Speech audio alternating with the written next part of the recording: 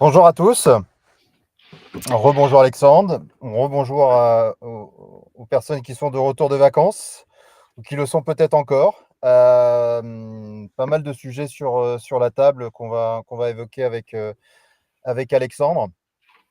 On a essayé de les évoquer, brièvement avant de commencer ce live.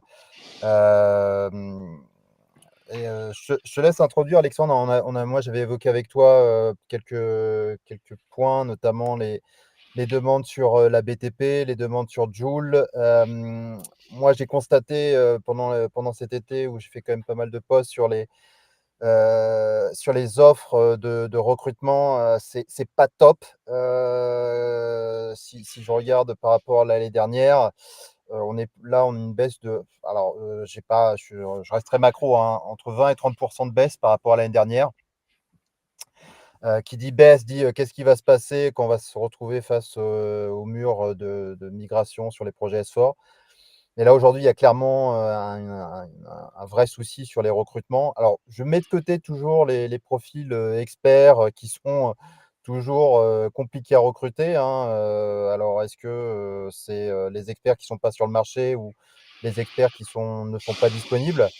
Et après, est-ce qu'il y a de vrais experts, S4 qui se disent vraiment experts S4? Parce que ça aussi, hein, beaucoup de gens, se mettent, experts ECC et se disent experts S4 et pour moi, encore une fois, ce n'est pas la même chose. Donc voilà quelques sujets. Si tu en vois d'autres, Alexandre, hein, c'est le but, d'en discuter. Bon, bah, bonjour à tous, j'espère aussi passer tous de bonnes vacances. Bon, vous entendrez qu'effectivement je suis un peu enrhumé, donc de temps en temps j'ai un peu de difficulté, mais bon, je passerai le relais, Michael. Alors, moi j'ai en 2 autres sujets qu'on peut rajouter effectivement à la discussion. Il y a le rachat de l'éditeur, Smart Recruiter par SAP, sur lequel on peut en discuter, d'autant plus qu'effectivement ça me concerne parce que je suis dans le domaine du recrutement, il y a un impact. Le deuxième concernant, la baisse, oui, en volume, il y a une baisse. Ce qui a fortement baissé, c'est la parution d'annonces, dans les dans les ESN, les cabinets conseils, pour ça. On pourra l'expliquer. D'un autre côté, il reste un turnover structurel chez les clients finaux. Donc il y a des recrutements qui sont liés à 80 pour des remplacements et 20 pour des créations de postes. Ces créations de postes, elles sont liées à l'internalisation de ressources. Autrement dit, on remercie les ESN pour, internaliser ces postes. Ça prend parfois 3 mois, 6 mois, voire 1 an dans certains cas. Et de l'autre, on a une addition de nouveaux programmes. Alors en volume, c'est pas extraordinaire, mais il y a quelques-uns avec des postes de directeur de programme, il y en a chez nous, des postes de directeur de la transformation et puis c'est quelque chose qu'on avait fait dans un live talk il y a quelques mois, c'est une augmentation de ces profils, AMOA, côté métier, BPO, direction du côté de la transformation métier ou autrement dit, des personnes qui, viennent de la supply chain avec un focus SAP ou qui viennent de la finance et qui vont accompagner les DSI et les métiers à faire cette transformation vers S/4HANA. Donc en gros, on a une sorte de mutation des besoins sur le marché et qui va dans une dimension à plus forte connotation métier, et surtout une dimension pilotage de projet, des postes qui étaient pas courants auparavant, des PMO, SAP, des chefs de projet transverses. Voilà, c'est ça qui apparaît aujourd'hui dans des volumes qui sont moindres, mais qui quand même étaient moins présents ces derniers temps. Mmh. Je pense que ça doit être le corollaire, typiquement des nouvelles méthodologies d'implémentation de S4, hein, où on veut revenir quand même ou plutôt, du fait qu'on est sur du cloud, alors à la fois une partie cloud public et cloud privé sur du fit to Mmh. standard. Alors j'en parle assez régulièrement, mais c'est vraiment encore une fois un vrai leitmotiv, hein, pour revenir sur des projets, où on est sur vraiment à plus de 80 sur du standard. Et il y a rien de mieux que d'avoir quand même quelqu'un, alors qui a quand même une bonne connaissance de ce qu'est la gestion de projet, de ce que peut être la méthode, Activate, de ce que peut être, la conduite, d'un atelier. Pas forcément un consultant pure souche, hein, qui aura peut-être tendance à pas forcément avoir, les bonnes pratiques, d'un PMO, hein, parce que c'est comme tout, hein, chaque métier a ses spécificités. On ne va pas demander à un plombier de faire du carrelage et inversement. Donc, ces métiers-là, pour moi, ils sont essentiels. Alors, est-ce que dans un gros projet, on va pas avoir besoin de 25 PMO, hein, mais on va avoir besoin d'un vrai PMO. Donc, c'est dans la stratégie d'approche, elle est pertinente. Après, je aussi, alors pas qu'avec KPC, hein, c'est aussi les projets, il y en a très peu en 2025, hein. J'ai l'impression que toutes les boîtes, alors le contexte économique, il aide pas vraiment, hein, de se dire: «Bon, bah, est-ce qu'on y va en 2025?» Bah, non, honnêtement, moi, toutes les personnes que j'ai autour de moi, bah, c'est toujours le même principe, hein, s'il y a pas de recrutement, c'est qu'il y a pas de projet. Parce que si on a plein de projets, on a des recrutements. Donc, ça aussi, hein, même si les entreprises internalisent, c'est qu'elles restent peut-être aussi sur de leur ECC et elles sont pas prêtes encore à basculer sur du S4. En gros, il y a qu'un tiers des clients qui sont basculés sur S4, hein, faut pas l'oublier ça. 30. Non, il y a une grosse partie encore qui est effectivement sur une base ECC et il y a encore un certain nombre de postes où on ne promet pas qu'il y aura de projet S/4HANA à court, moyen et long terme. Il n'y a pas de promesse du tout. C'est pas prévu, pour le moment. Souvent les études ont été faites, ils ont les devis en fait, ils savent combien ça coûte, et ce qu'il faudra mettre en place et c'est pour le moment c'est dans un tiroir. C'est pas le sujet, du moment. Maintenant sur des nouveaux projets, ça c'est une vraie question. Est-ce qu'ils vont démarrer bientôt ou pas? Il reste le queue de la comète des anciens projets S/4HANA et notamment sur les roll-out. Lorsqu'effectivement le corps modèle a été fait et qu'il faut le dupliquer et les déployer à l'étranger, il y a un certain nombre de postes internes ou externes, dédiés à des freelances ou à des salariés ou voire des ESN pour aller faire ce déploiement dans les différents pays. Alors là où Michael, je rejoins en disant: «C'est du standard, il y a quasiment pas d'adaptation qui sera à faire et là, ces profils de consultants, avec une forte connotation métier historique, supply chain ou finance ou d'autres, ou production, vont accompagner les métiers dans les différents pays en leur disant: «Bah, voilà, on va vous mettre en place ce corps modèle, vous allez y perdre au passage, vous allez y gagner, mais c'est pas négociable». Sauf qu'il faut enchaîner les pays les uns derrière les autres. En général, c'est des streams de 7 à 9 semaines par pays et ça nécessite on a des postes comme ça où on est jusqu'à 50 du temps de travail dans différents pays pour les déployer avec, une vraie crédibilité du consultant, du BPO ou du chef de projet, peu importe le titre qu'on lui donne, d'aller expliquer que l'outil de production, il va migrer sur S/4HANA à la sauce, décidée par la direction et la DSI. Alors c'est Mmh. pas simple, c'est Ouais. difficile pour les juniors, c'est difficile effectivement pour ça, c'est pas possible. Ces personnes qui ont toutes entre 10 et 20 ans d'expérience qui le font, qui une partie est freelance aujourd'hui le fait, soit c'est en interne, soit c'est une équipe un peu commando interne et effectivement c'est aussi lié à ces recrutements internes pour pouvoir le faire. Une fois qu'ils l'ont fait une fois, 2 fois, 3 fois, la quatrième et la 15e fois, ils sont habitués et on repasse pas avec des ESN à qui il faut tout apprendre, à des prestataires, ou autres pour ça. Donc les freelances, ils les gardent, quand ils ont fait leurs preuves, et les nouveaux internes, bah, effectivement, bah, les postes s'ouvrent et la personne va apprendre effectivement à faire ses roll-out et compte sur elle pour les 3 prochaines années à continuer à les faire. Mais il reste Mmh. encore un certain nombre de projets où il y a pas mal de sites de production en France ou en Europe ou à l'étranger à déployer. Mmh. Tu soulignes un point qui est important, hein. Alors je ne cherche pas encore à ségréguer encore les profils logistiques des profils de finance, mais je vais le faire quand même. Autant sur la logistique, je pense que n'importe quel profil peut y aller. Sur la finance, on l'avait déjà évoqué. Pour moi, une personne qui est consultant FI ou consultant, CO, enfin c'est ouais, Mmh. pour moi, il doit avoir le background nécessaire. C'est-à-dire que moi, je peux pas m'improviser, demain consultant finance si j'ai pas, alors je vais pas dire un DECF ou, un Mmh. équivalent de ce que c'est la finance. C'est-à-dire tu fais un déploiement, te dire: «Ah bah, j'y connais rien à la TVA», mais vous savez, il y a des particularités, pour le Brésil. Il y en a des Mmh. particularités pour le Canada.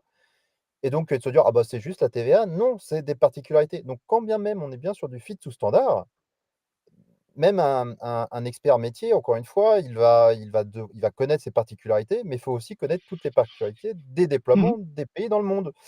Donc c'est ça aussi, hein, ces profils-là, c'est pas forcément des profils évidents, hein, parce que je veux dire, bah, tu fais un profil, qui doit connaître, la finance, en gros, en France, qui est pas la même que celle qui se trouve au Brésil, qui est pas la même qui peut se trouver, je sais pas, au Japon. Et donc, tu vois, la particularité de se dire, «OK, on est sur du fit to standard», c'est facile de mener un atelier que peut faire un PMO. Par contre, si on est sur du cloud public ou du cloud privé, te dire: «Ah oui, mais dans le cloud public, c'est pas un ECC». Qu'est-ce que je dois faire dans mon CBC pour pouvoir aller faire un bout en bout un process? Mmh. Et la dichotomie entre FI et CO est de plus en plus importante. Vous voyez des annonces ou des posts de mes confrères effectivement qui cherchent des COPS, qui cherchent effectivement des CO contrôle de gestion industrielle, des vrais FI. Il y a vraiment une particularité et le degré d'expertise qui est attendu pour être recruté en CDI, ou en freelance a franchement un bond. C'est-à-dire que très peu de dossiers sont retenus. À la fin, ils savent exactement le client final sait exactement ce qu'il cherche. Et il attendra tant qu'il n'a pas trouvé Ouais, pour ça. Et ça, c'est peut-être une nouveauté. Alors, je rejoins effectivement cette démarche effectivement de fabriquer des nouveaux consultants SAP, de juniors, d'apprentissage, d'alternants, là-dessus. Cette partie-là va devenir plus complexe si effectivement les degrés d'exigence augmentent, si tant est que quand même on voit des ESN qui sont en train de muscler leur TMA parce qu'elles ont gagné des projets. On sait à peu près tous les 3 ans, une ESN se fait mmh. remercier par une autre pour Bah, ça. du Donc à la 109. Ouais, enfin, oui, oui, ou exactement et à ce moment-là, il y a souvent des trous dans les effectifs et c'est vrai que le gros des effectifs vient, des stagiaires, vient de l'alternance, vient des juniors qui effectivement qui sont à la première année, deuxième année jusqu'à peu près à 2 ans, d'expérience et font ces TMA. Mais ces TMA sont différentes d'auparavant. Les machines à tickets bien ficelées ou autres, on sait effectivement qu'aujourd'hui avec, les IA qui arrivent, il y a des chances pour qu'elles arrivent au Maghreb ou qu'elles arrivent en Inde pour ça. Et si vous regardez un peu les annonces, on voit de plus en plus effectivement, pilotage d'une équipe en Inde, pilotage d'une équipe effectivement en nearshore. Alors ça peut être effectivement le Maghreb ou ça peut être effectivement les pays de l'Est, et la Pologne en particulier.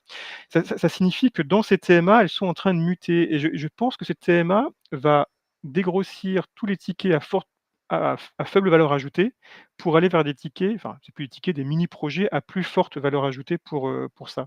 Et on voit différentes ESN qui sont en train effectivement de capitaliser dessus. Donc finalement, le discours qu'on pouvait tenir en disant: «Ne restez pas trop longtemps dans les TMA parce qu'effectivement il y aura pas de projet», il se peut qu'avec l'arrivée de l'IA, l'arrivée effectivement des projets S4 ou encore des maintenances de CC et qui nécessitent parfois des gros projets, certains projets d'évolution, notamment l'aspect réglementaire, à la dématérialisation de fournisseurs, à la facturation électronique effectivement qui arrive, bientôt pour ça. Ces projets soient confiés à des TMistes.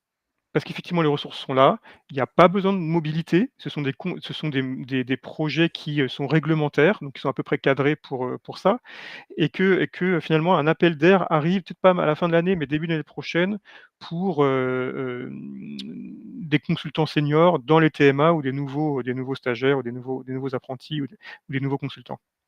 Mmh. Alors, je vais juste répondre à Isabelle. Oui, il y a de la réglementation dans la logistique, il y a de la réglementation aussi sur, notamment la gestion de la paie qui est nécessairement différente. Mais encore une fois, la finance représente la partie, toujours plus visible et plus prégnante de ce que peut être une réglementation. Encore une fois, c'est pas pour opposer, mais c'est pour juste donner statistiquement un chiffre. Il y a plus de réglementation, on est du point de vue finance, qu'il peut y en avoir du point de vue logistique. Des fois, c'est plutôt des problèmes organisationnels et on est là ici juste plus pour donner en fait la spécificité de chaque métier qui aujourd'hui, le métier de consultant nécessairement se transforme.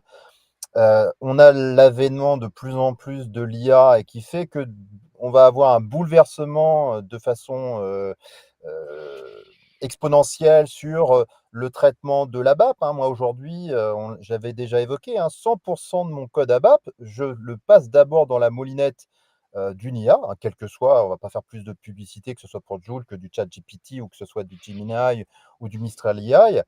Le temps, alors, bien sûr, on doit corriger, mais faire demander à une IA de dire: «Construis-moi un ALV ou construis-moi dans ADT, le code nécessaire pour construire le report suivant.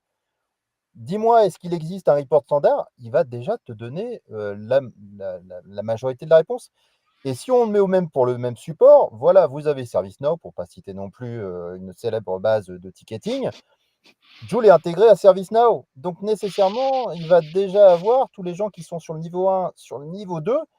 Je dis: «Faites gaffe, hein, c'est chaud pour vous, c'est chaud bouillant» parce que si vous upgradez pas nécessairement vos compétences, vous allez disparaître. C'est aussi bête que ça à dire, hein. Donc c'est nécessairement vous devez monter en compétence et ça c'est la course. Donc pensez-y maintenant, hein. C'est pas quand, l'IA vous aura pris votre boulot.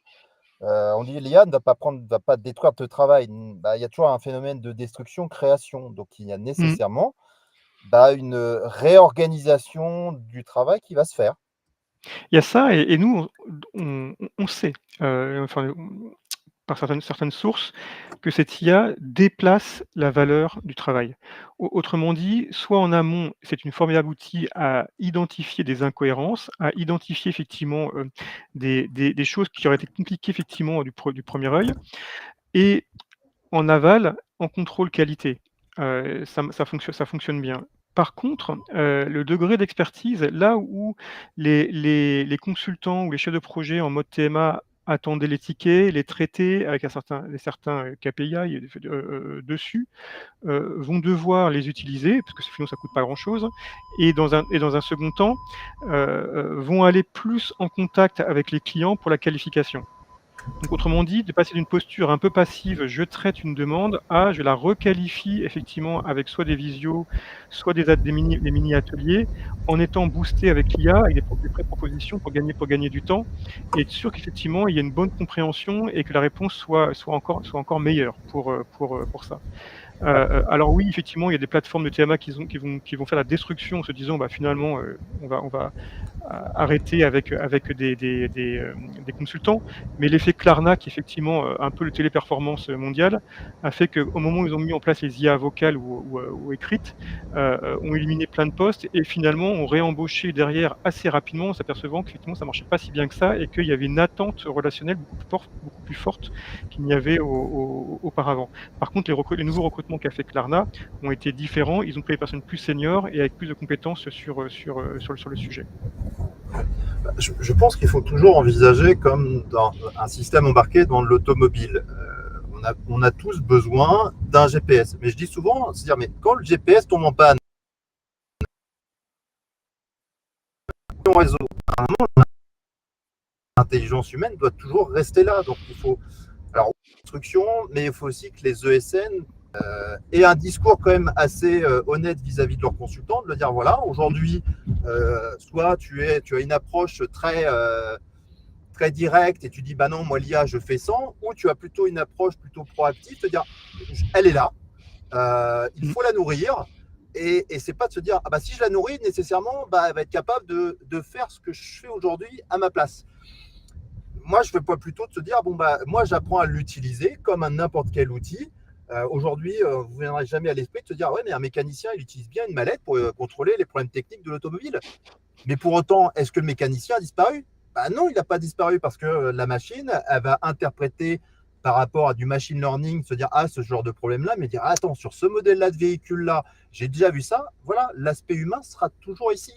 Donc c'est un repositionnement dans la chaîne de valeur de la cohabitation entre l'humain et la machine, qui elle ne va pas disparaître. Mais on est sur les ESN doivent vraiment se mettre dans une optique de se dire j'ai des consultants, je dois nécessairement avoir une approche pédagogique pour les former, les instruire sur comment utiliser une IA, de le faire de bon escient, parce qu'aujourd'hui, on va avoir tous les problèmes de sécurité. Hein. Il ne faut pas oublier que si vous Mmh. utilisez une IA qui est gratuite, il y a une contrepartie.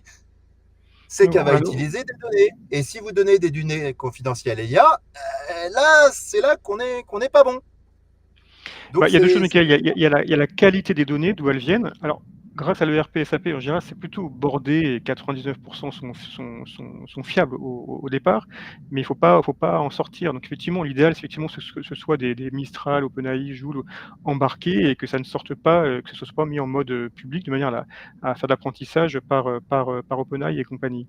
Le deuxième, l'analogie que tu donnes effectivement avec la voiture, c'est qu'aujourd'hui les clients finaux l'utilisent aussi et il faut accepter qu'effectivement à la fois un consultant externe ou un consultant interne l'utilisent tous les 2 et se mettent, avec leur outil de diagnostic avec eux ou leur GPS, chacun, le posent sur la table, regardent le moteur ensemble et se disent: «Bon, bah, voilà, regardons ensemble ce que propose, l'IA, est-ce que ça tient la route ou pas? Et gagnons du temps».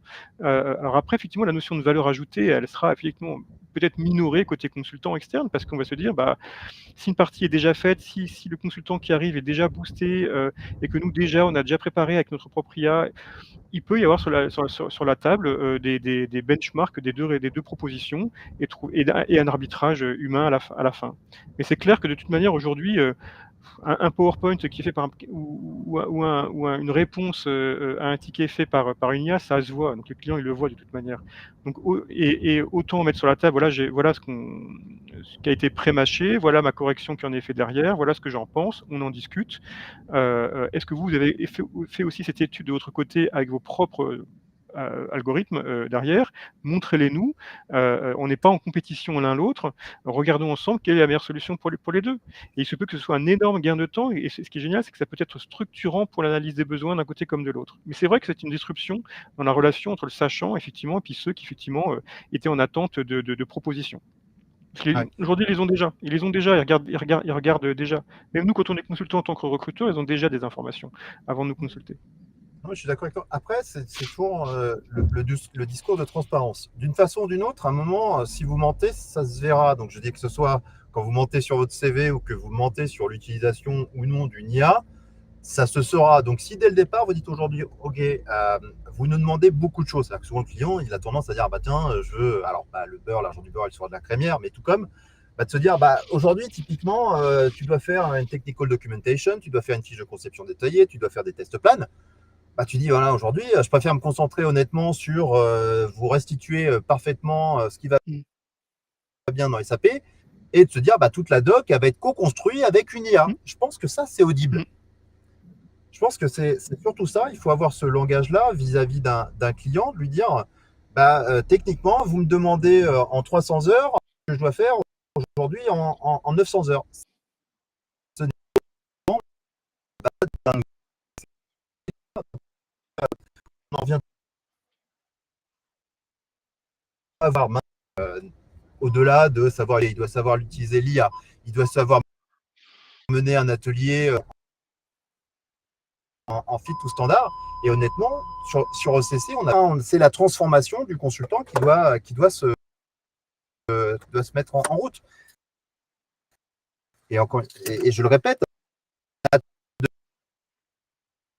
le faire. Non, c'est maintenant qu'effectivement il faut se former, accéder aux SAP Learning Apps par son entreprise, choisir les journées là, effectivement les journées effectivement, qui sont proposées pour monter en compétences. Et le deuxième, c'est aussi, quand il y a des doutes, de faire des escalades et d'aller chercher effectivement, des experts sur un sujet. Ces experts seront de plus en plus sollicités. La seule différence, c'est qu'effectivement, ils auront, des demandes mieux formalisées, mieux mâchées, je dirais, pour ça. Et c'est à ce moment-là que les consultants confirmés, vont monter en compétences ces experts. Dessus. Mais il va y avoir de plus en plus d'experts dans les centres de TMA, effectivement, qui vont servir de référents et qui vont effectivement, accompagner, coacher, mentorer, ses collègues en utilisant l'IA. Je sais pas si on t'entend, si ça a coupé là? Ou si on t'a perdu?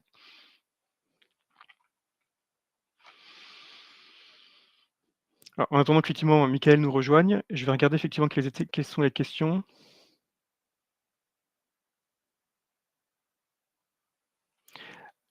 Alors, j'ai une question qui est, par expérience de mon point de vue, la reconversion sur du SAP est un chemin possible, mais semé d'embûches. Par contre, une fois engagé dans une première mission, et bien ensuite ça roule. Mais la méthode de compétence est clairement difficile en reconversion. Il est plus rare de ce genre de profil d'être reconnu pour l'expertise, c'est-à-dire l'expérience. C'est pas simple. C'est pas simple. Si effectivement on vient de la supply chain, qu'on a été user, key user, c'est souvent l'idéal, effectivement, pour pouvoir montrer effectivement ses compétences et son expérience. Il y a une lecture assez franco-française effectivement des CV qui consiste à se dire: «Il y a eu des projets, pas des projets, des déploiements, des roll-out, de la maintenance, du support, en ayant été fait 1 fois, 2 fois, 3 fois». Et effectivement ça rassure effectivement les entreprises.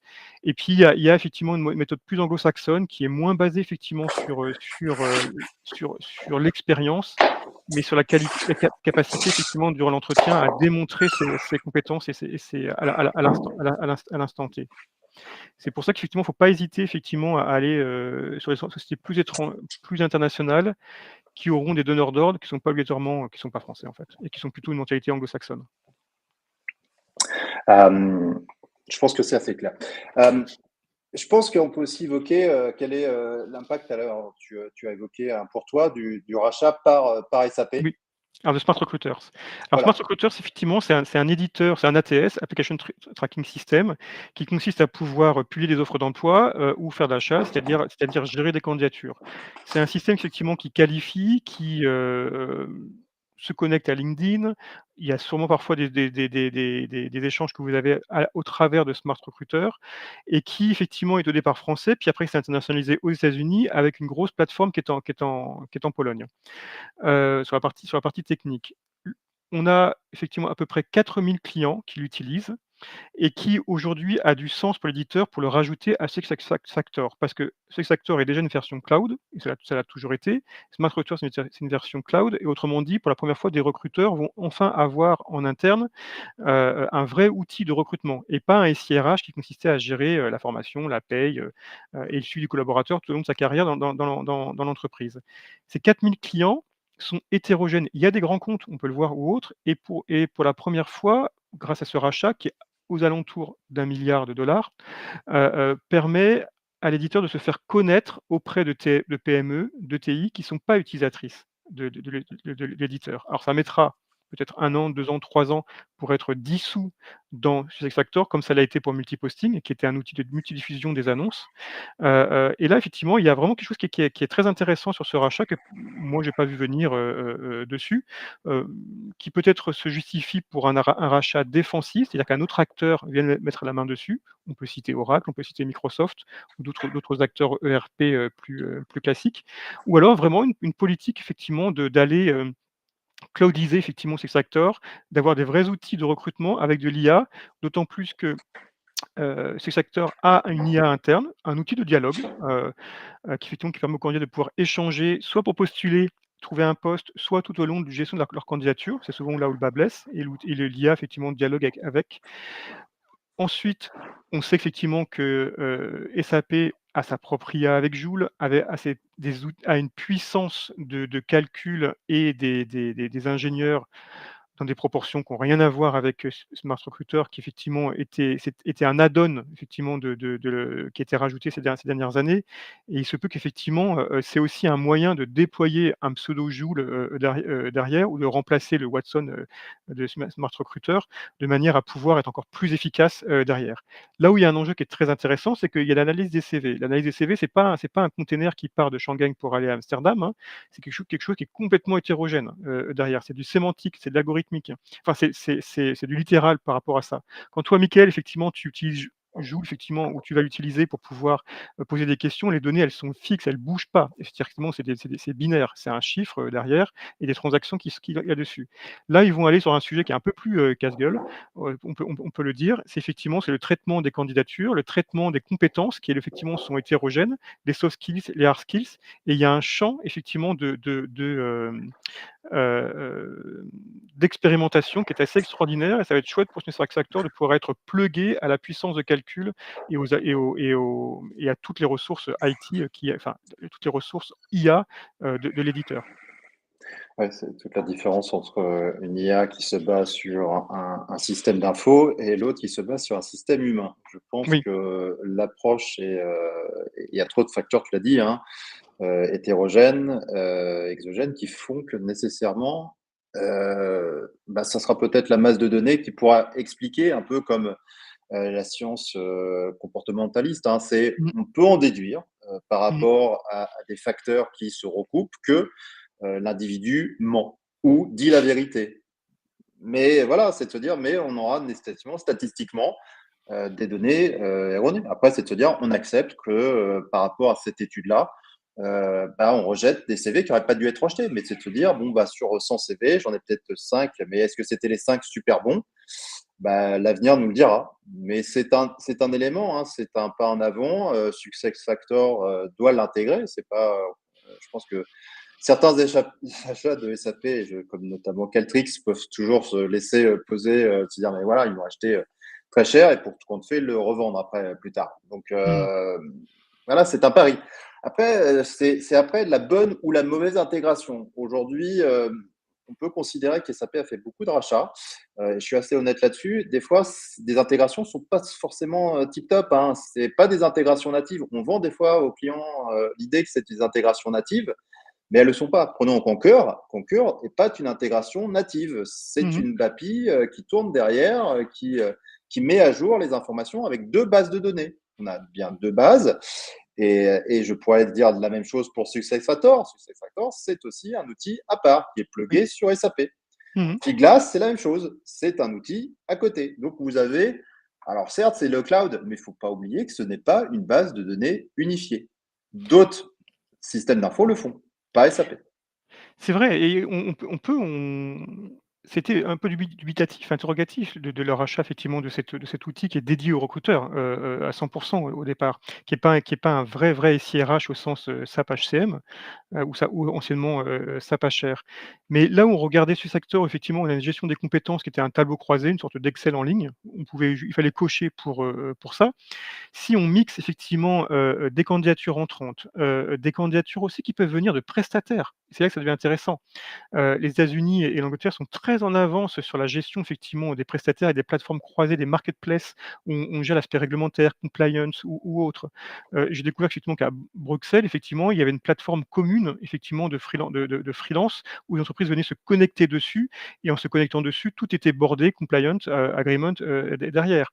Et là, d'un côté, effectivement, on va avoir un outil de recruteur ou qui brasse des candidatures, jusqu'au recrutement et que ce soit déversé dans le SIRH, des SAP ou non.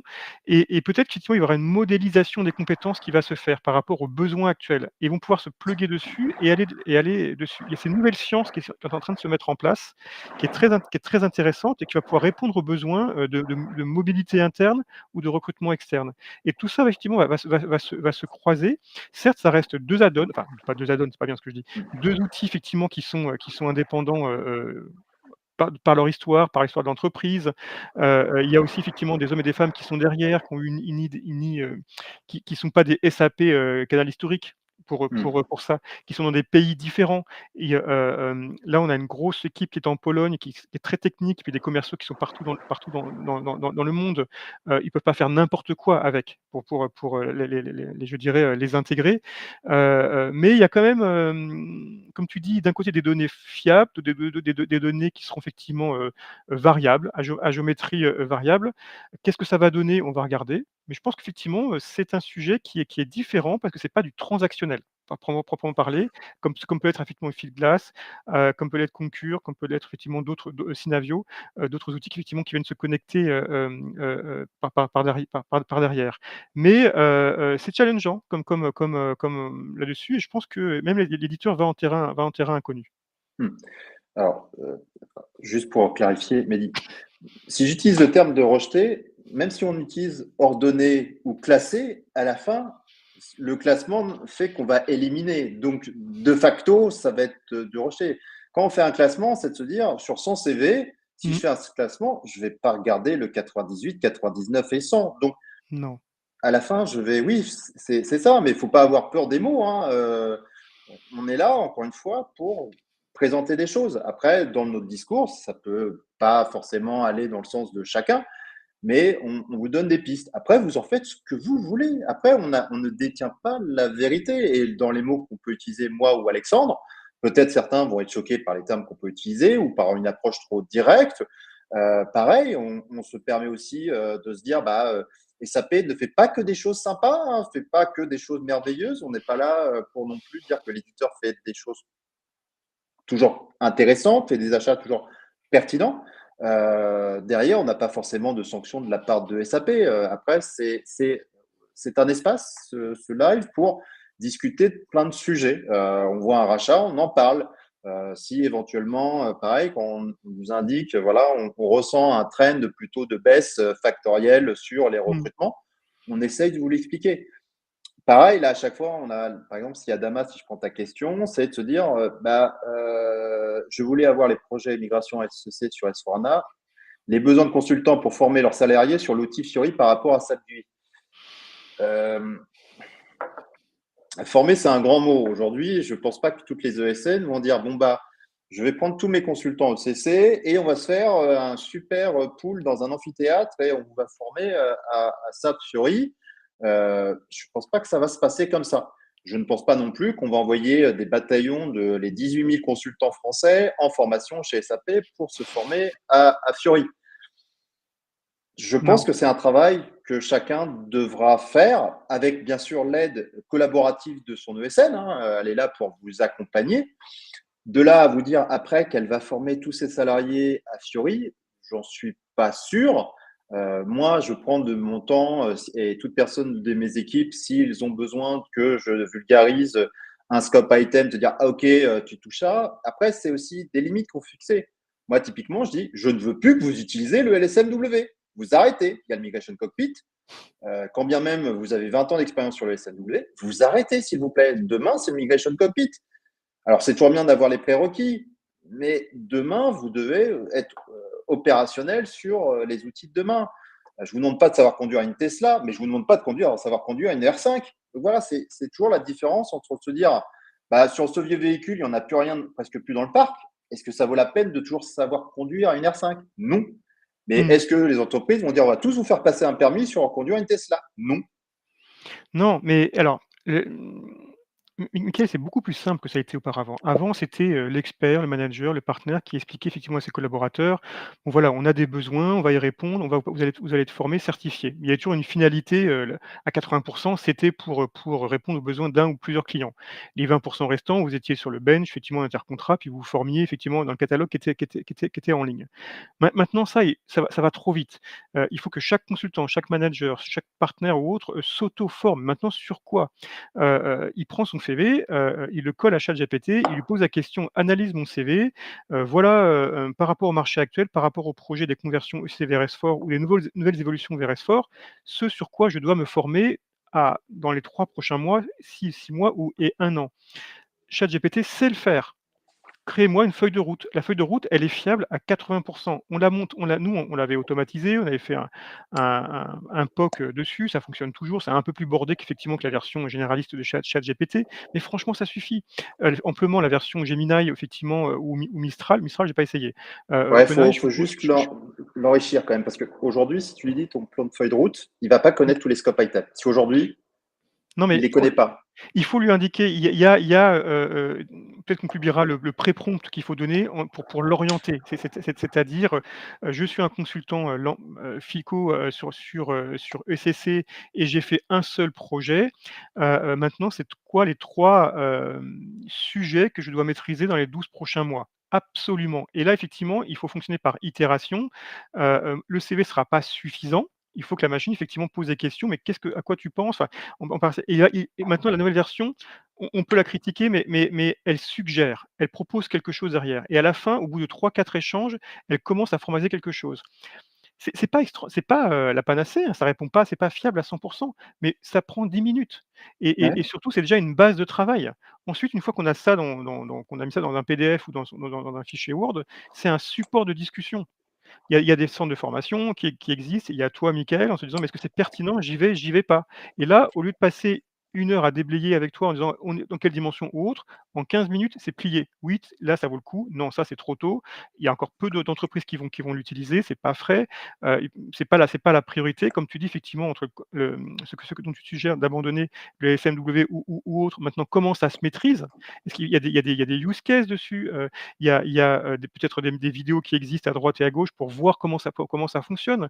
Ces consultants, ils sont souvent, confirmés, seniors, ils apprennent vite, ils ont pas besoin de faire du bachotage, dessus. Ce qu'il faut, c'est leur montrer sous les yeux. Nous, on est des adultes, donc on apprend quand c'est concret, quand on se dit: «Bah, tiens, je vais pouvoir me l'approprier» et par la répétition ou par la compréhension qu'il peut y avoir derrière pour ça.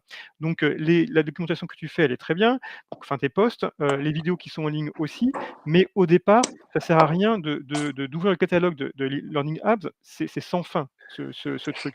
Il y a un ou 2 sujets, pas plus, le valider, soit avec ses confrères, soit avec ses collègues en se disant: «Je me forme dessus, qu'est-ce que vous en pensez?» Et de débattre dessus, mais en amont, il faut déblayer avec une IA. Ouais. Alors, le prompt, j'allais dire, déjà même pour les tips and tricks, pour les nuls, moi, ce que je fais, c'est que déjà, je regarde, alors je vais sur SAP, J'ai pas donné toutes les informations comme ça. Je le mettrai en commentaire. Je récupère tous les scope items, je sais pas, sur la finance, on va dire pour la France, par exemple, il y en a 199. J'expurge tous ceux qui sont avec licence additionnelle. Je conserve que ceux qui sont, on va dire, en licence courante. Alors là, vous posez, allez, on met 100 scope items dedans. On définit dans le prompt aussi qu'il faut, par exemple, pour digérer un scope item, c'est à peu près 5 jours. Vous dites après au prompt, dire voilà, j'ai 2 heures par jour, j'ai 3 heures par jour, j'ai 4 heures par jour. Et là, vous dites j'ai 6 mois devant moi. Et là, vous basculez le tout dans le prompt en disant voilà, à hauteur de 4 heures par jour, les 60 scope items qu'il me faut à peu près tant de jours, combien de temps je vais pour. Voilà. Ben ça vous donne déjà un super plan de formation à 6, 12 mois. Il n'y a pas besoin de plus. Donc déjà, si vous avez ça, ben c'est déjà les bases. Tu l'as dit, hein, Alexandre, n'allez pas comme ça sur le Learning Hub parce que c'est comme aller sur Google sans savoir maîtriser le prompt.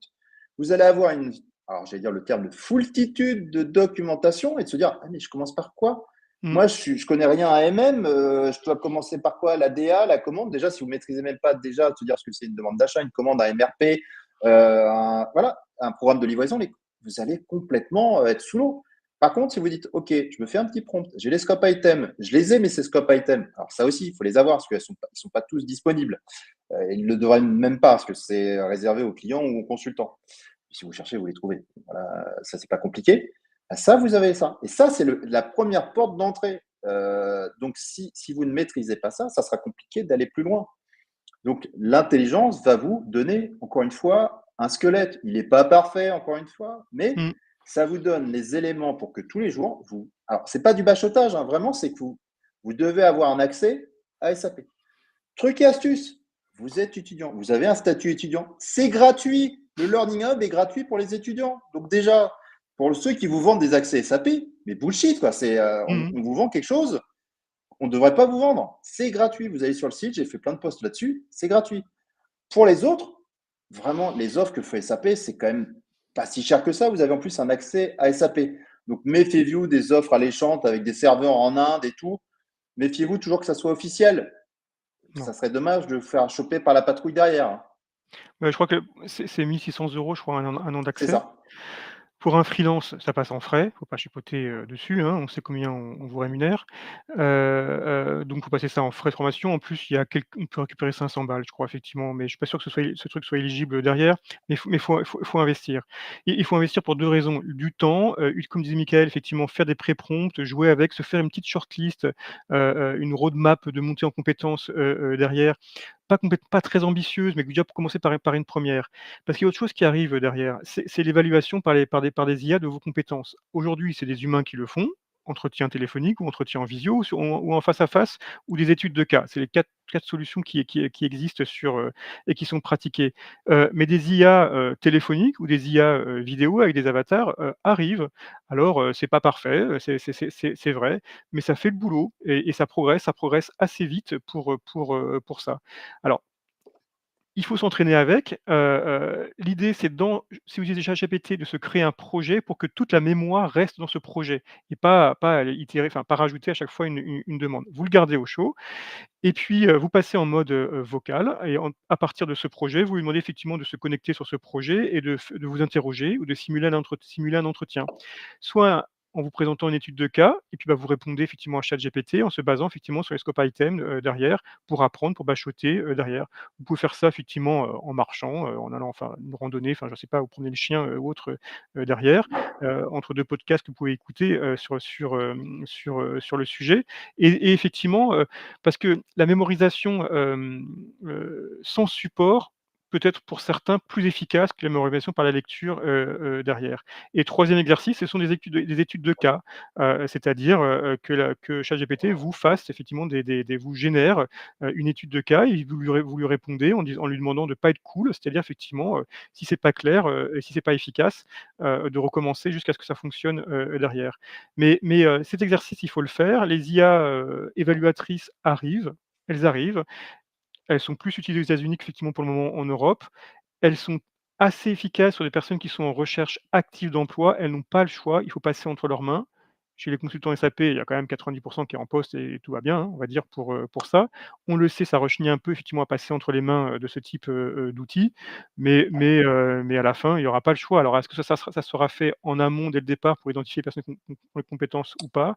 Et que ça sera fait au milieu du processus ou à la fin pour rassurer, l'employeur? Mais à un moment ou à un autre, SuccessFactors va le faire. Voilà, enfin, clairement, si vous passez dans les processus, on a découvert qu'effectivement, le TOEIC, le TOEFL, ce sont des tests qui sont intéressants. Ça donne un score qui donne à peu près une idée. Des IA évaluatrices en anglais le font en 3 minutes. Alors qu'avant, il fallait aller et le résultat de l'évaluatrice par rapport à l'anglais, sur de la conversation sur SAP est 80 aussi efficace qu'un TOEIC ou un TOEFL, derrière. Ou alors qu'il fallait préparer, qu'il fallait bachoter, qu'il fallait aller dans une salle, qu'il fallait payer ou autre derrière. Donc en gros, il y a une accélération, de ça. Souvent, Mickaël, tu le dis, quand tu accompagnes, tu fais ces entretiens, tu es sympa parce que tu vas jusqu'au bout et ça dure un certain temps, mais tu sais très bien qu'au bout d'un quart d'heure, tu sais si ça passe ou pas pour ça et tu es pas disponible H24. Donc ces IA vont faire ce premier quart d'heure en fait et donner un retour, derrière en indiquant ça passe pas. Après il y aura un humain qui va traiter. C'est clair qu'effectivement s'il y a, 100 candidatures et que l'IA évalue 100 personnes, c'est les 5 premières qui seront retenues. Les 95 autres ne se seront pas retenues, derrière. Alors il faut s'entraîner, il y a un truc qui est pas à faire, c'est de tricher par rapport à ça, parce qu'effectivement, les IA le détectent et c'est le meilleur moyen effectivement de faire blacklister, derrière. Donc il faut jouer le jeu. Il faut pas, mettre, ChatGPT qui écoute en parallèle, en off et pour ça. Il y a dans notre phrasé, il y a dans les microsecondes qui sont utilisées ou autres, quand il y a une oreillette, enfin ou un truc, derrière, ça marche pas aussi vite, chez nous et ça se détecte derrière. Donc il y a un système de scoring qui apparaît sur un doute et s'il y a un doute, bah, il y a pas de doute, la candidature sera pas retenue. Derrière et puis en plus ça montre un état d'esprit, de triche, mais faut le savoir. Alors maintenant effectivement, comme c'est de plus en plus utilisé, bah, il se trouve que des entretiens en face à face sont de plus en plus intéressants. Il y a des cabinets conseils aujourd'hui qui ont expérimenté ces IA, qui se disent: «Bah, non, il y a trop de triche derrière, on n'est pas sur notre coup, donc maintenant on oublie l'entretien, avec ça, vous venez au bureau. Si vous venez pas, enfin vous venez, passer l'entretien avec nous en face à face, faire une étude dans une salle et puis vous nous rendrez votre copie, après». Donc on revient, il y a des effets de balancier au fur et à mesure qu'effectivement des choses qui arrivent. Mmh.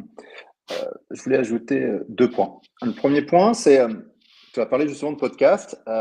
SAP va faire de plus en plus de podcasts en français.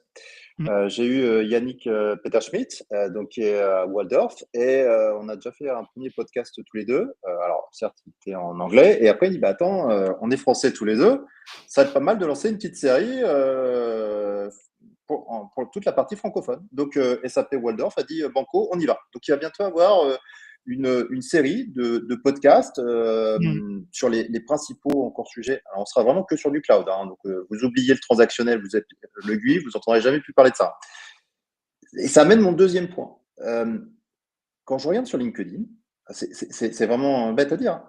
Combien d'écrans je vois encore de QI, enfin, de transactions, j'allais dire, c'est 90% encore des postes sont sur sur de l'ECC ou même du S4 en GUI. C'est à un moment, faut que les gens arrêter de faire des postes avec du GUI.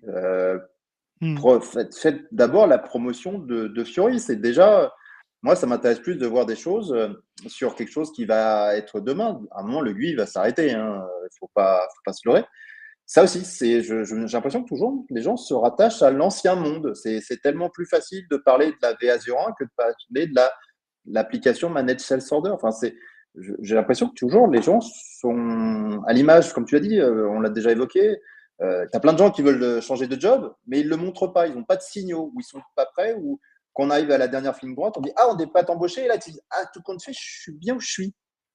Et je pense qu'il y a un vrai déclic qui manque encore chez beaucoup de gens.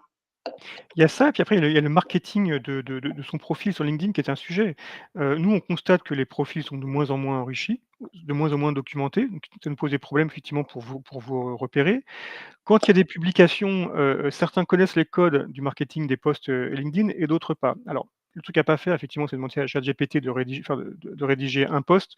Notre cerveau, ça y est, il est mindé, on sait lire effectivement en quelques secondes quelque chose qui a été rédigé par un MLL et quelque chose qui est rédigé vraiment par un humain, derrière. Ça, on le voit, effectivement, on les lit plus quand on dépasse pas les premières lignes, quand on voit qu'effectivement c'est le cas.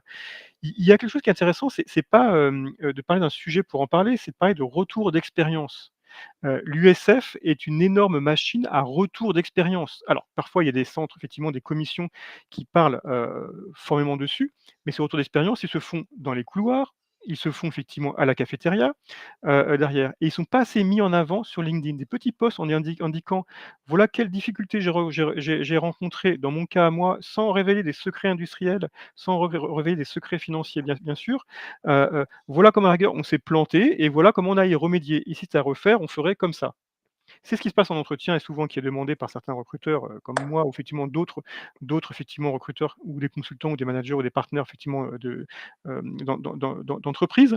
Mais il y a foison d'exemples, de choses qui sont intéressants. Quand on parle de rétex, en général, c'est soit parce qu'il y a eu un crash, de plusieurs centaines de millions d'euros et ça effectivement ça fait du bruit pour ça. Mais mettre en place, implémenter et déployer, on le sait chez nos clients, ça marche pas dans 80 des cas. Ça ne marche pas tout de suite et c'est un système par itération. Après, il faut regarder le degré de crash qu'il peut y avoir, derrière et comment ils ont rattrapé, les meubles enfin, comment ils ont rattrapé la chose par la suite. Mais Mickaël, tu le sais et toi, effectivement, tu illustres effectivement avec la documentation, mais il y en a plein d'autres qui pourraient en parler. Ils peuvent en faire sous forme de micro-vidéos. Si c'est fait, de manière, si c'est pas complètement léché, ben, on s'en fout. Ce qui est important, c'est le fond dans un 1er temps. Sur la finance, sur le contrôle de gestion, il y a cette dichotomie qui effectivement qui est pas très claire. On sait que aujourd'hui, il y a un besoin sur les contrôles de gestion industriels parce que l'économie est en pression et il faut gagner de l'argent ou surtout ne pas en perdre, derrière. Donc que les consultants PP observent, écoutent des podcasts sur des points d'intégration PP, COPP, c'est impératif aujourd'hui. Aujourd'hui, l'idée, c'est pas comme, gagner de l'argent, enfin accroître le volume d'affaires est compliqué, autant déjà commencer par ne pas en perdre en interne et augmenter la marge pour ça. Et donc, ces CO sont de plus en plus imbriqués dans les projets supply chain, j'imagine avec toi, comme interlocuteur, soit côté métier, soit côté, fonctionnel et il y a pas de sujet sur le j'en vois pas sur le sujet. Or, aujourd'hui, c'est le cœur du problème. En attendant de démarrer des gros projets, il y a des besoins d'amélioration des processus financiers et industriels et supply chain. Ouais.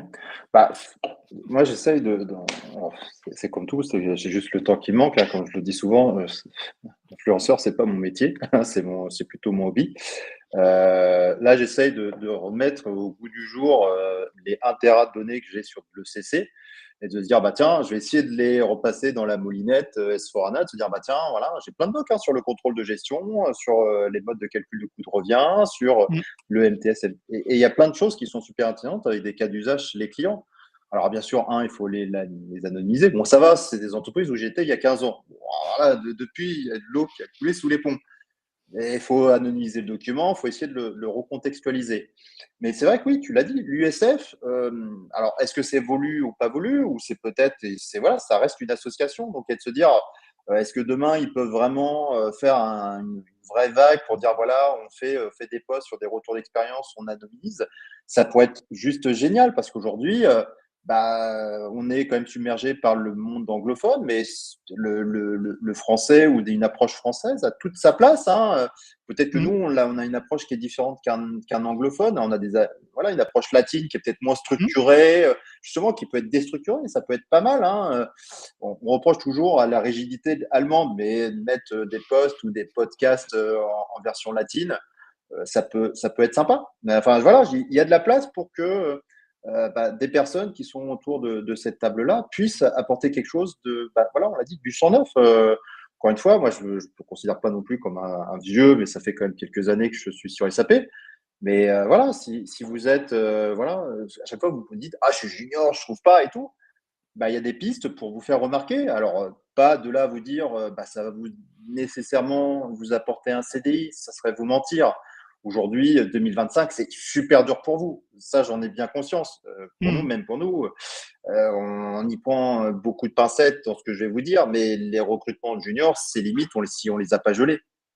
Euh, Alors j'ai regardé, il y a encore quelques annonces, il y a encore on voit apparaître effectivement une politique de recrutement. Alors après, est-ce que c'est de hum, l'affichage? Est-ce que c'est de l'affichage? Je sais pas, je candidate pas, je suis pas candidat, je peux pas savoir effectivement si on va m'appeler après, derrière, faire un processus. Oui, il y a sûrement peut-être quelque chose, soit des annonces qui sont multipostées et qui sont effectivement répétées et qu'on n'a pas fait attention et qui sont toujours en ligne, ou alors, les entreprises se stockent des CV en attendant, derrière et feront leur marché, dessus. C'est au milieu. Je pense qu'il y a quelque chose qui est au milieu. Maintenant, il y a quand même des entreprises qui ont une culture, de l'apprentissage qui reste. L'énergie, l'industrie, l'automobile, en région parisienne ou en province ont quand même des recrutements qui continuent. Par contre, est-ce qu'ils passent des annonces et au final, ils vont retenir les CV des personnes qu'ils ont rencontrées dans les écoles d'ingénieurs ou des commerces lors des forums? Probablement, parce qu'ils les ont vus pour ça. Le fit est passé, ils leur disent de venir finalement à l'entreprise par la suite. Donc je pense qu'une bonne partie des alternants et des stagiaires, de dernière année, viennent des forums, sur lesquels ils sont et du réseautage, enfin des grandes écoles. La France est connue effectivement pour, être encore assez consanguin effectivement sur les grandes écoles et je pense qu'il y a une bonne partie effectivement qui arrive par consanguinité, je dirais, et c'est moi qui assume ce terme, de diplôme. ouais. Alors après, peut-être c'est la règle chez des Accenture, Deloitte, où en gros il faut se retrouver avec des consanguins. C'est peut-être pour ça qu'ils s'habillent tous pareil. Désolé, c'était une petite blague. Euh, dans des entreprises type, alors j'ai cité KPC, Applium ou Custa et bien d'autres, je pense que un diplôme universitaire vaut tout aussi bien Oui. une école de commerce. Mmh. Après, si vous êtes suffisamment curieux, intelligent et vous êtes surtout débrouillard, c'est surtout ça qu'on vous demande en tant que consultant. Après, recracher ce que vous avez appris en école de commerce, ça ne sert pas toujours. Utile, pourquoi pas, à condition que vous ayez une pensée libre. Voilà, ce qu'on n'apprend pas toujours dans une école de prototypage. Non, non, non, il y a ça non mais on le sait, on l'a déjà dit plusieurs fois, le diplôme dans le secteur, dans l'écosystème SAP. C'est pas important. C'est hormis, à l'entrée dans chez certains acteurs, c'est un moyen de sélection, ça les rassure. Derrière parce qu'ils ont certains codes, sociaux, qui connus, mais c'est un des secteurs qui discrimine le moins sur le diplôme. C'est aussi un des secteurs qui discrimine le moins, par rapport à l'origine, du pays ou au social que l'on peut avoir. Et ça c'est une bonne chose et ça continue, et ça continue. Le Maghreb est un des plus gros fournisseurs de consultants SAP qu'il y a ces 10 dernières années. On le sait, on le sait, ils ont fait leurs études ou ils sont partis, en France, ils sont présents et ça se passe très bien pour ça. Il y a tout le réseau, toute la francophonie, je dirais, mondiale, fonctionne là-dessus. J'en profite effectivement pour dire en termes de retour d'expérience, le 12 septembre effectivement, moi je fais un live talk avec Grégory Colombet qui est effectivement, directeur de programme et je lui ai demandé effectivement de raconter comment ça se passe dans le secret des dieux de ces programmes. Ces personnes qui effectivement arrivent parfois trop tard, sur les projets et pourquoi un projet met 2 ans, un projet de transformation, hein, je parle, hein, pas juste une conversion, derrière et quels sont les enjeux, quels sont les mécanismes? On a très vu, enfin, hormis pareil dans l'USF où ils échangent entre eux, cette logique de transformation SI et à la fois métier en même temps, des vrais greenfield, derrière. Il y en a et souvent, le bât blesse effectivement au débarrage, au cadrage et à la conduite du changement qui se fait, derrière et il va raconter effectivement 3 projets effectivement sur lesquels il est intervenu, à la fois pour la gestion des centres de compétences internes ou externes, le mécano entre l'offshore, le mécano effectivement avec la gestion des compétences et qui on fait intervenir à quel moment et puis l'implication des métiers qui est une des règles clés, au-delà effectivement qu'il faut la direction générale et le DSI, qui soient aussi effectivement dans le même mindset, derrière. Mais souvent, quand on est consultant, on voit que ce cadrage a été fait, on est des réalisateurs à son niveau, on a effectivement une partie du projet, derrière, mais on ne sait pas que cette notion de stratégie Ce sont effectivement des positions qui coûtent très cher, on le sait pour ça, et qui nécessitent et qui ne redescendent pas toujours jusqu'à la fin effectivement, des acteurs. Donc il va relater, faire des retours d'expérience, il va dire effectivement c'est une position qui est très exposée, très difficile, très impactante, qui est pour certains sujets à des burn-out, tellement la pression qu'il peut y avoir. Quand il y a 10, 15, 20, 30 millions d'euros qui effectivement sont sur les épaules du directeur de programme, parfois ils sont même plusieurs pour pouvoir les mettre en œuvre. La pression existe sur l'intégrateur, parce qu'il y a des directeurs de programme qui sont aussi en interne et des directeurs de programme qui sont effectivement qui sont, je dirais, en interne, en externe et ou Mmh. en statut freelance, en position effectivement de direction de transition. Et pourquoi effectivement ce sont des machines à laver qui se mettent en place. Et c'est intéressant de comprendre pourquoi parfois il y a des injonctions contradictoires qui arrivent effectivement au niveau des consultants et qu'en fait ces injonctions sont normales. Moi je ne saurais pas l'expliquer, mais lui effectivement il va le relater. Mais c'est un point de vue qui sera différent du point de vue technico-fonctionnel que l'on peut avoir effectivement sur les projets SAP. Et c'est aussi intéressant parce que d'un point de vue candidat, quand on passe des entretiens, souvent on se rattache à voilà ce que je sais faire, voilà ce que je peux proposer ou autre. Mais derrière ces projets, il y a une histoire. Il y a une histoire d'entreprise toujours, des sociétés qui sont cotées, des sociétés qui ne sont pas cotées, des ETI, des sociétés qui sont familiales, et ces programmes de transformation et qui sont en cours. Il y en a moins, certes, Mickaël, on le sait, mais ils vont redémarrer plus tard. À un moment ou à un autre, ils vont démarrer pour ça. Et toi, tu as été effectivement dans ces réacteurs, tu peux peut-être en parler aujourd'hui aussi, mais je pense que ce sont des dimensions qui sont à mettre sur la scène publique et de savoir qu'est-ce qui se passe et pourquoi aussi, parfois on prend la foudre comme consultant, et parfois c'est pas de sa faute, mais en tout cas, il se passe des choses tout en haut. Mmh. Comme ça te permettra d'avoir le sujet pour le prochain talk. C'est le débriefing de ce que vous allez vous dire le 12 septembre. Ouais, c'est ça, pour ça. Toi, effectivement, des directions de projet, tu en as fait, jusqu'à Oui. prochain. Si là, effectivement, il reste encore un petit peu de temps,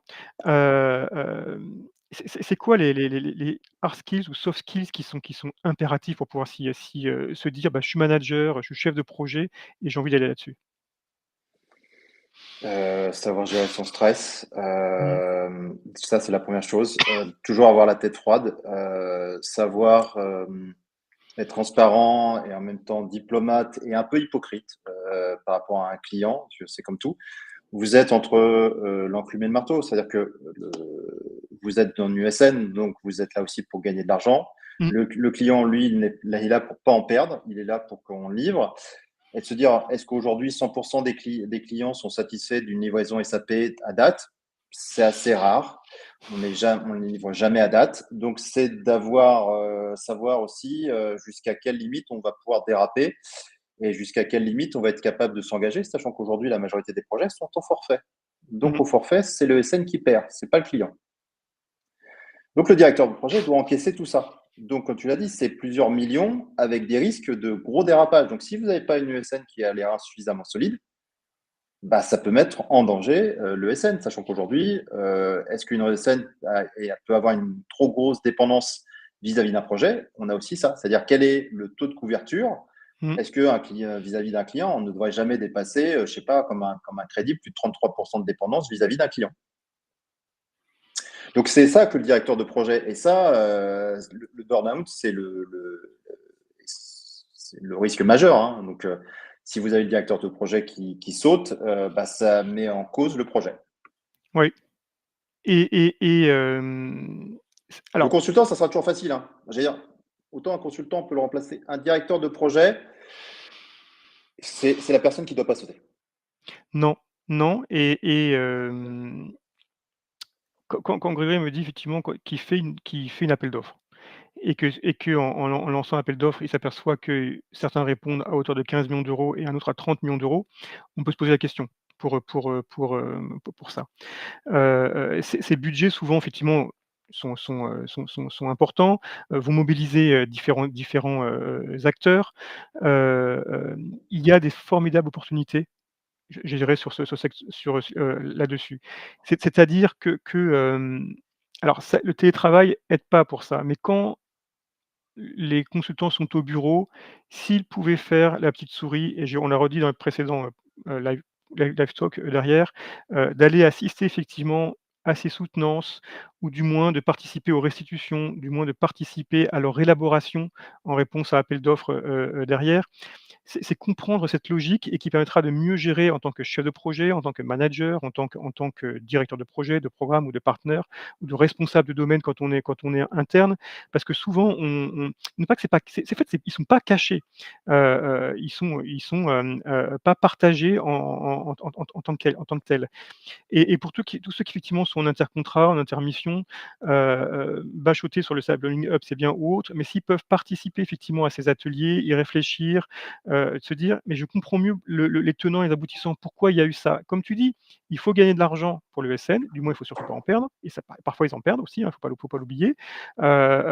Et du côté de l'entreprise, il y a 2 choses à respecter, le délai et la qualité et je dirais le budget qui sont associés. Ces entreprises aussi, quand elles n'ont pas fait de projet depuis des années, et là, S4 les force à le faire, de facto, ont perdu ce savoir-faire là-dessus. Et donc il y a un accompagnement aussi, il y a énormément de pédagogie et ce ne sont pas des IA qui vont le faire pour ça. Et ça prend du temps, c'est vrai, c'est très consommateur, et au-delà de ça, effectivement, il y a deux nouveaux sujets qui arrivent. C'est la relation de confiance qu'il peut y avoir derrière et l'aspect effectivement contractuel et juridique qu'il y a qui sont associés. C'est-à-dire les agreements qui sont signés sont de plus en plus importants, de plus en plus, là-dessus. Et les consultants aussi doivent aussi s'approprier cette partie compliance, cette partie juridique, de comprendre ce qu'on peut faire, de comprendre ce qu'on peut pas faire.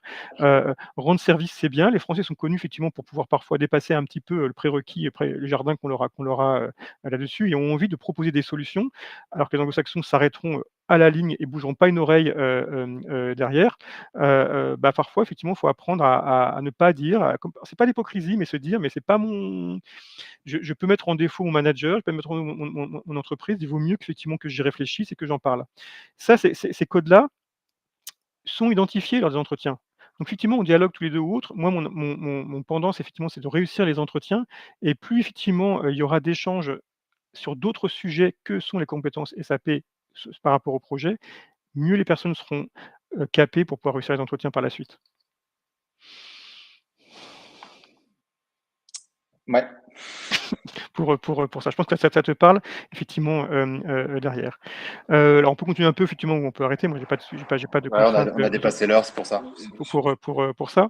Donc bah, oui, il y a un prochain live talk qui est prévu au mois de Mois de septembre. septembre. Contactez-nous, dites que ce soit moi, Michael, soit effectivement pour faire des roadmaps de compétences SAP, en les pré-promptant par ChatGPT et compagnie.